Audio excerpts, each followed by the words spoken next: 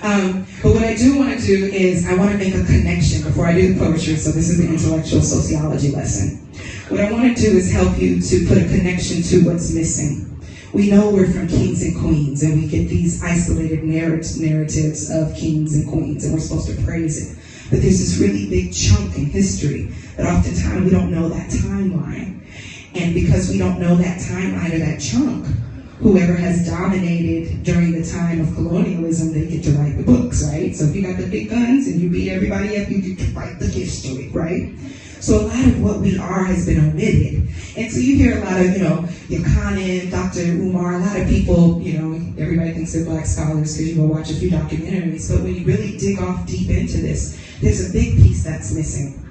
So when we go back in history, this is black history, human history, we look at the fact that there are Greeks, right? And usually everything goes back to the Greeks. They did everything, they philosophized everything we understand from even the frats that we have, right? We pattern them after Greek ideology and concepts. But a lot of people are like, well, where was Africa? What I want you to do is go back. There's a guy named Socrates. Have you ever heard of Socrates before? Old school philosopher getting paid attention in high school, right? Well, he gets accredited for writing 100 books and doing all this work, and he gets all this accredit because no one is there to challenge them. And because we look for poets and performers and NBA stars, we're not going to rock stars of history. When we go back, Socrates had a homie and a mentor before him a few down the line. His name was Thales, right? So Thales was this big old Greek dude, and he came over to Egypt, Kemet, and he was like, Kemet is the real name. Erica Badu, touch all that, right? Come on, Tyrone, right? So Thales went to Kemet, and he's like, yo, they got mad math skills. They got agricultural skills. They got music. Damn, they got water for flowing. They got electricity. I need to kick it with them, right? So Thales was like, yeah, what's up? I'm brown like you. Because I'm poor, but I'm brown like you. Take me in. And a lot of Kemetans, a lot of people in Egypt were like, bruh. But whatever he did, I don't know if he had some herbs or spices, he was able to work his way and study under Egyptians. So, 6th century is a long time ago. So he go back home. He like, what's up? I got all civilization in my hand right here. Let's get Greece popping. So Greece gets to work and continually sends back these people, fallacies, to go back and continue to study. This is what's missing. What happens is Greek begins to colonize and change the face of everybody. So when you be seeing light-skinned Michael Jackson and dark-skinned Michael Jackson, you be seeing Nefertiti like that too, right? Sometimes it's Nefertiti with the African features, right? And then you be seeing Nefertiti, be like, that's light-skinned Nefertiti. Where did light skin come from, right? Those are what happens when people basically fight their way to become pharaohs by default. And then they start to redraw the characteristics. They start to redefine what that image is. These are the type of things that when you say you want to study Black history, go a little bit beyond American history. Go into a global aspect, an ancient aspect. And a lot of the religions and things that we believe will start to be explained.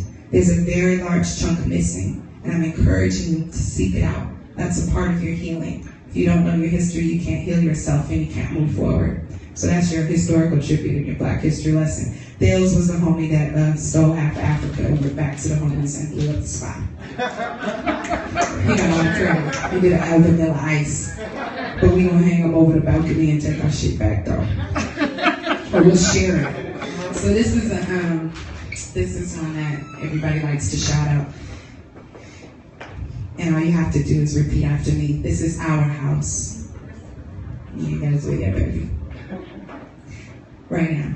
This is our house. This is our house. I can't say I know punk shit, do like I did Luke. This is our house. This is our house. We come here to counsel out, shout about the shit that makes us wild out on the inside.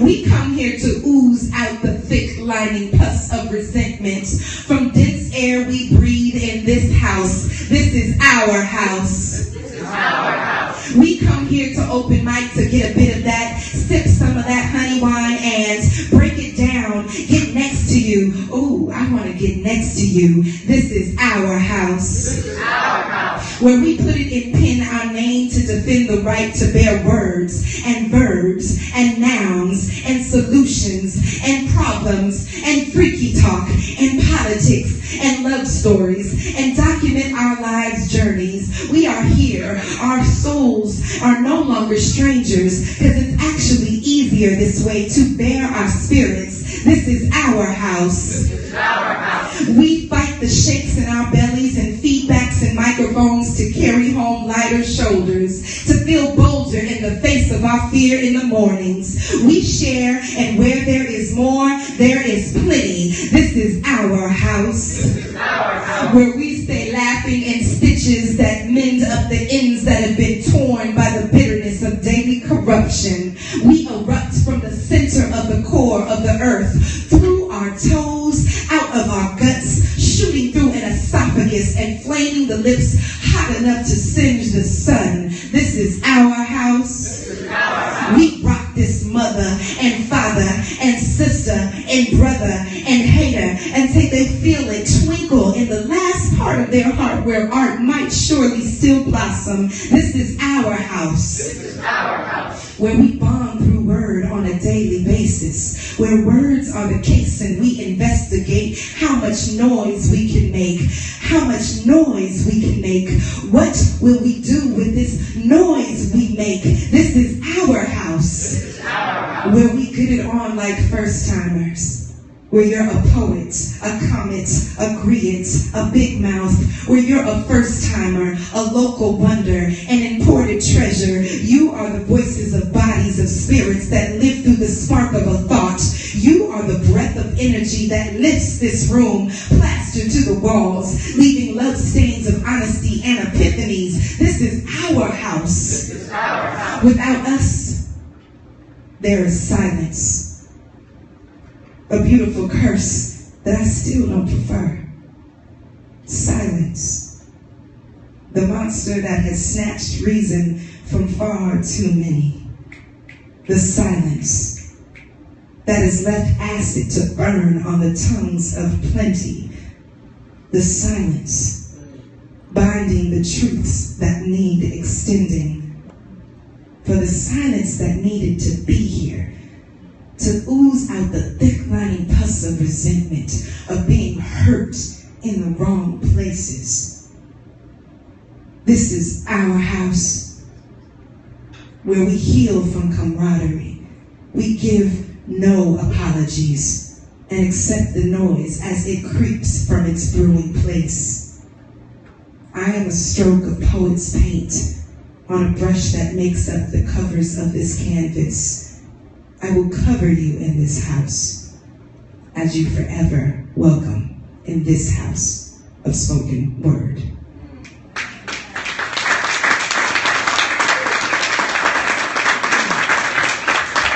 So I preached to you guys long enough.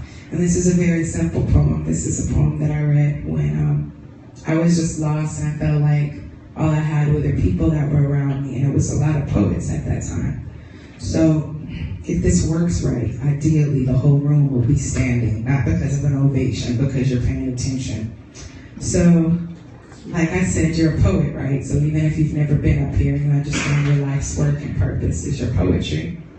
So if I say something that describes you, stand the fuck up. I know poets, fat poets. Oh, okay. I had hella biscuits before Beyonce started singing that shit.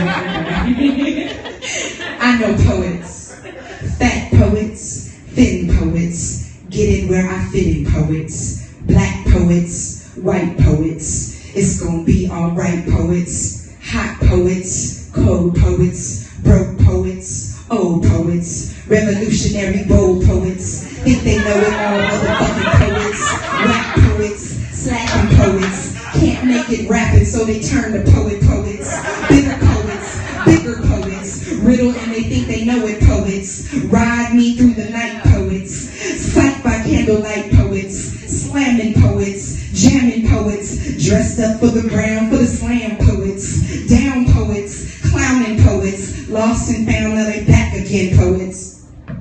That was a squat, not a twerk. Fake poets, late poets, pricky poets, thug poets, poets, get you feeling great poets, phrase poets, crazy poets, leave you in a daze poets, wise poets, dumb poets, shorty where you from poets, trick poets, them slick dick poets, always in the mix poets, clever politician poets, all up in your mama kitchen poets, closet poets, robbing poets, bite straight from your noggin poets, simmon poets, lemon, bitter, bitter ass, angry ass, angry ass, angry ass, angry ass, angry ass, angry ass, angry ass, angry ass, angry ass, angry ass, angry ass, angry poets, quoting how they live in poets, whining poets, give head poets, resurrect tradition and understand poets, nasty poets, raging like the ocean poets, hungry ass don't know where I'm gonna live tomorrow poets, lazy poets, haiku and take it from the back poets, I am word poets, if you a motherfucking poet, stand up. So all y'all sit down, I know you're a freak if you sit down, y'all nasty little freaks. So, I've worked with a lot of poets, some of them have passed away. And we have Phil Goldberg and people who are the OGs. Blessings, y'all. Get home, sir. Please. Blessings. Please. And anytime you've been doing something so long that you start seeing people pass away in the crowd, you're like, damn. There's a poet, Phil Goldberg, who's just OG, right? OG and just really like laid it down for us young poets when we were like wet behind the ears and still scary and everything. And he had this poem called Flying Tortillas. And I wanted to be Mexican so bad just so I could understand half the shit he was saying. But the passion in his words, he was talking about his healing. He was talking about the healing from his grandmothers and his aunties and all the people that made those flour tortillas over the years. That was his formula. That was him sharing. So we give him thanks and we pour libation to the spirit of Phil Goldberg. Word is bond. This is for the man that I've loved forever. They can't keep me from you. Time after time, swing like a pendulum. Rhyme after rhyme, never a reason to give to them. A sign, a gesture, a notion that we've been broken, cause they can't keep me from you. More than just the flesh, I connect, stretch my limbs from here to the galaxy. Blurred vision, try to challenge me. Dull my senses, strip me naked, twist reality, but they can't keep me from you. Chase me through hell and back, tiptoe on faith, try to break my back. But black women are born to survive. I can't hide the need to be near you. Hunted, I see them in my rear view. Perhaps they've wrecked a few chances, cuffed you with false advances, prevented our dance of union. Every man in their rank, squad, or platoon can't stop the rhythm, beckoning me closer to you. They can't keep me from you. Always to be continued. Our continuum done been through earthly strain and pain for them to say, this has come, we lived to die in the arms we won, we love, but we can't be kept. Even when I was dumb, bitter black girl on the run, heavy weight till the battle is won, they can't keep me from you. I will not be dismissed, stay striding, holding my fist, cause they can't keep me from you. Even in the face of adversity, I spit verses protecting me from the grip of giving into me, slipping mentally, cause they can't keep me from you. All they've done to we is make the bond grow stronger. May our hope live a little longer, gives me less to ponder, cause I know they can't keep me from you. Oh, how I've flung beyond, surpassed their expectations. I pump the blood of undying nations, but still, they can't keep me from you. Can't no armor harm her, can't no threats disarm her. You my lucky charm word, and that's how I stay standing. I project projecting the courage to nourish the flourishing thoughts that they can't keep me from you. Never undone who I am and where I want to be. It ain't gonna be right unless you are with me. Respectfully, I take them down before I lay down.